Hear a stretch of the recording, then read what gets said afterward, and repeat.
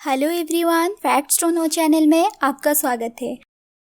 हम आज बात करेंगे एक बहुत ही स्पेशल बुक के बारे में। उसका नाम है the monk who sold his Ferrari, जो एक कनाडियन राइटर जिनको आप सभी ने जानते होंगे वो है रविंद्र शर्मा। उनके द्वारा एक किताब लिखा गया है जिनका ये बुक काफी फेमस और काफी पॉपुलर भी है। और रविंद्र शर्मा के बहुत सारे किताबें इंडिया में 3 मिलियन से ज्यादा बिक चुके हैं। तो चलिए दोस्तों, शुरू करते हैं ये लाइफ चेंजिंग बुक के बारे में। जूलियन मंटिल एक फेमस लॉयर और एक सक्सेसफुल लॉयर थे। वो एक बहुत बड़ा बंगला, एक फेरारी और प्रॉपर्टी के साथ रहते थे और वो मिलियंस ऑफ डॉलर कमाते थे।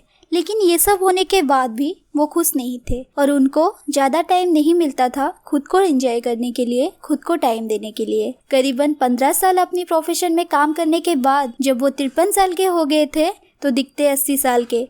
उनके काम ज्यादा ही स्ट्रेसफुल था। एक दिन उनके ऊपर ज्यादा प्रेशर की वजह से वो कोर्ट के अंदर गिर पड़े। उन्हें आईसीयू में एडमिट करना पड़ा। डॉक्टर ने उनके हालत देखकर उनको एडवाइस किया कि उन्हें अपने स्ट्रेस से भरे प्रोफेशन और हेल्दी लाइफ में से किसी एक को चुनना पड़ेगा। हॉस्पिटल से निकलने के बाद वो अपने घर और ऑफिस में कहीं दिखाई नहीं दिए और किसी को पता भी नहीं चला कि वो कहाँ गए। बाद में पता चला कि वो इंडिया चले गए थे। जूलियन ने अपनी स्टोरी उनका एक दोस्त को बताने शुरू किए। जूलियन ने ये कहा कि हॉस्पिटल से निकलने के बाद उन्होंने अपना प्रोफेशन कुछ समय तक छोड़कर इंडिया में वो हिमालय में चले गए थे और वहाँ पे उनको एक गुरु मिला था जिनका नाम है योगी रमन, जिन्होंने जूलियन को उनके लाइफ चेंजिंग करने में मदद की, एक लाइफ चेंजिंग स्टोरी बताकर। कहानी के अंदर ऐसे 7 लेसन थे जो आपके भी सारे एस्पेक्ट्स को कवर करता है और अपनी जिंदगी में कभी भी अप्लाई कर सकते हैं। तो कहानी शुरू होती है एक ब्यूटीफुल गार्डन के साथ जहाँ पे हर चीज शांत है, बहुत सारे फूल है और उस गार्डन के बीच में दिखाई देता है एक बड़ा लाइट हाउस और ये बहुत ऊंचा है और दिखने को बहुत ही अलग की प्रकार लग रहा है। और उसी लाइट हाउस से एक आवाज सुनने को मिलता है जहाँ से निकलता है एक बहुत बड़ा पहलवान जिनका नाम है सुमो रेसलर, जो हाइट में बहुत बड़ा और मोटा भी है और वो धीरे धीरे इस गार्डन में से आपकी तरफ आ रहा है।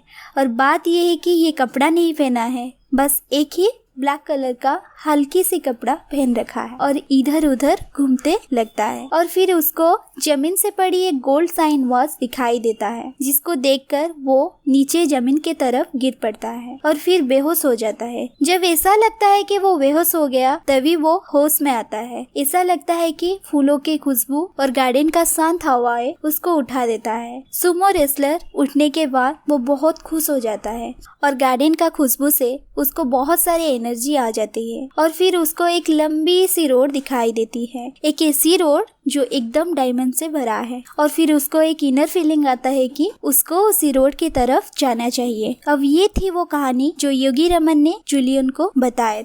कहानी में बोला गया गार्डन ये सीख देता है कि एक इंसान को अपनी माइंड के ऊपर काबू रखना चाहिए, क्योंकि एक नॉर्मल दिन में एक इंसान के दिमाग में बहुत सारे थॉट्स आते हैं जिसमें से 95% थॉट ऐसी होती है कि जो बार बार रिपीट होता है और इसमें से 90% थॉट्स नेगेटिव होता है जो बार बार दिमाग को घुमा देता है। अभी आप सोच लीजिए कि एक दिन में अगर 90% थॉट्स नेगेटिव हो तो कैसा फील होता है। और end of the day mind एक डस्टबिन बन जाता है। इसीलिए माइंड में हमेशा पॉजिटिव थॉट्स को प्लेस करके नेगेटिव्स को आउट कर देना चाहिए। रविंद्र शर्मा के इस किताब में लिखा गया है कैसे अपना माइंड को स्टेबल रख सके और उसके लिए कुछ प्रैक्टिकल रूल्स भी बताया गया है जो कि नेगेटिव थॉट्स को रिमूव करने का एक बेसिक तरीका है। और ये करने का सबसे बेसिक तरीका है मेडिटेशंस और खुद के ऊपर फोकस करना, खुद के ऊपर कंट्रोल करना और खुद के ऊपर कंसंट्रेट करना। कहानी में जो सेकेंड इम्पोर्टेंट है वो है लाइट हाउस,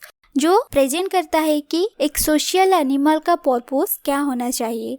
जैसे एक लाइट हाउस एक इंडिकेटर की तरह काम करता है, वैसे हमेशा नेगेटिव थॉट्स को मिटा के पॉजिटिव थॉट्स को एक बिगेस्ट गोल के हिसाब से लेके आगे बढ़ना चाहिए। सो इसीलिए बुक में रविंद्र शर्मा ने हमको कुछ स्टेप दिए हैं अपना पर्पस को कवर करने के लिए। तो पहला है, आप कोई भी प्लान करते हो तो उसी ऊपर एक टाइमलाइन फिक्स कर देना चाहिए और आपको उसी टाइम के डेडलाइन हिसाब से अपना गोल को अचीव कर सकते हैं। तो तभी आप उसके तरफ अच्छे से डायरेक्शन के साथ कदम ले पाएंगे।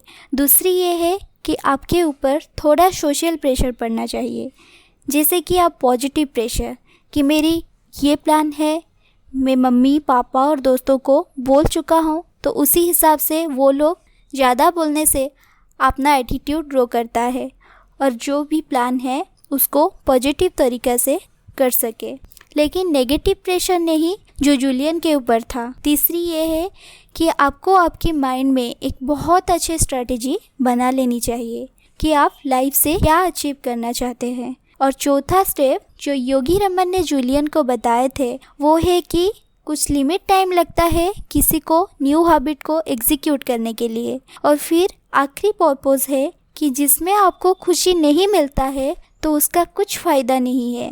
इसीलिए लाइफ का एवरी मोमेंट के साथ सेटिस्फाई रहना चाहिए और कुछ अच्छा बुरा सीख के हर मिनट को सेलिब्रेट करना चाहिए। और इस कहानी का नेक्स्ट सिंबल है सुमो रेसलर, जो साबित करता है अपने आप को कैसे इम्प्रूव कर सके और अपने गोल को हासिल कर सके। इस कहानी में जो अगला एलिमेंट है वो है सुमो रेसलर ने पहना हुआ वो छोटा सा कपड़ा, जो दर्शा रहा है कि कैसे आपको एक डिसिप्लिन के बॉर्डर में अपने आप को कंट्रोल कर सके।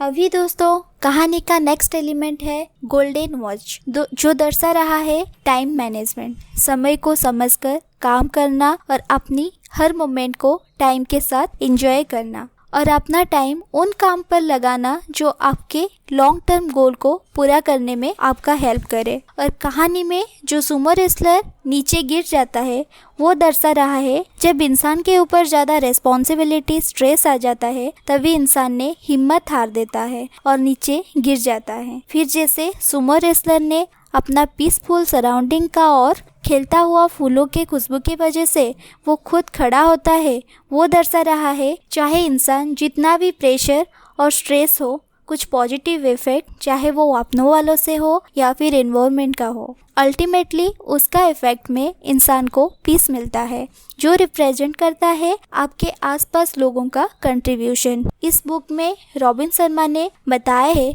कि अगर आप चाहते हुए या ना चाहते हुए लोगों का मदद करें तो कहीं ना कहीं उसका गुड रिजल्ट रिटर्न आ जाता है और इसमें आपका भलाई होता है। और फिर कहानी के लास्ट में जो सुमो रेसलर को डायमंड से सजा हुआ रास्ता दिखाई देता है वो दर्शा रहा है कि मज़ा डेस्टिनेशन तक पहुंचने में नहीं है, मज़ा तो है चलने में, आगे बढ़ने में, जिसमें आप अपनी मंजिल तक पहुंच सके और आपको बहुत सारे हैप्पीनेस मिल पाए। ये थी वो इम्पॉर्टेंट लेसन जो योगी रमन ने जूलियन को दिए थे। इसको जूलियन ने अपने लाइफ में अप्लाई करके बहुत सारे हैप्पीनेस और पीसफुल लाइफ अचीव किए हैं। आप भी इसी तरह अपने लाइफ में ये सारे नॉलेज को अपना कर हैप्पी और पीसफुल लाइफ जी सकते हैं। मुझे यही आप लोगों से उम्मीद है। अगर मेरा ये वीडियो आपको पसंद आया हो तो एक लाइक ज़रूर करें और सब्सक्राइब भी करें।